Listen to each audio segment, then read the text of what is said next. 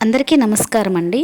ఈరోజు మనం అప్పలాయగుంట శ్రీ వెంకటేశ్వరాలయం గురించి తెలుసుకుందాం.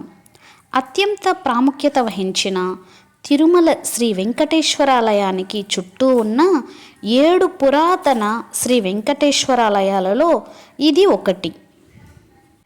ఇప్పుడు మనం ఆలయ చరిత్ర గురించి తెలుసుకుందాం.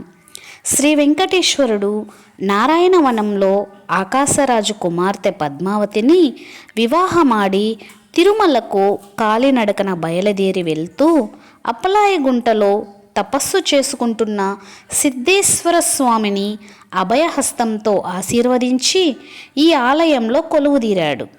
తరువాత ఇక్కడి నుండి కాలినడకన తొండవాడలోని అగస్తేశ్వరుని దర్శించి తరువాత సమీపంలోనే ఉన్న శ్రీనివాస మంగాపురంలో 6 నెలలు ఉండి అక్కడి నుండి శ్రీవారి మెట్టు ద్వారా తిరుమల చేరాడని స్థల పురాణం చెబుతుంది.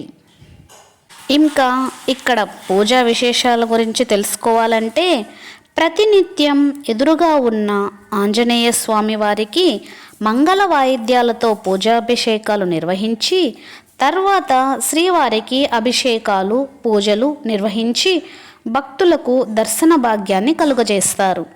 ఇక్కడకు వచ్చే భక్తులు తక్కువ ఉన్నందున ఆలయం ప్రశాంత వాతావరణంలో ఉన్నందున భక్తులు సావధానంగా చిత్తశుద్ధితో దర్శించుకుంటారు.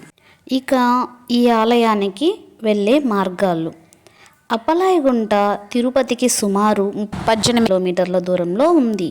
తిరుపతి నుండి ప్రతి గంటకు బస్సులు ఉంటాయి. తిరుపతి నుండి పరిసర ప్రాంతాలలోని ఆలయ సందర్శన బస్సులు కూడా ఇక్కడికి వస్తుంటాయి. తిరుపతికి వచ్చిన వారు తప్పక చూడవలసిన ఆలయం ఇది. ఇక ఈ ఆలయం ఉదయం 5:45 ఓపెన్ చేసి తర్వాత రాత్రి 8 గంటల వరకు దర్శన భాగ్యం కలుగజేస్తారు. ఇలాంటి మరెన్నో వీడియోల కోసం మా ఛానల్ని సబ్స్క్రైబ్ చేయండి. మేమిచ్చిన సమాచారం మీకు నచ్చినట్లయితే ఒక లైక్ చేయండి. Thank you.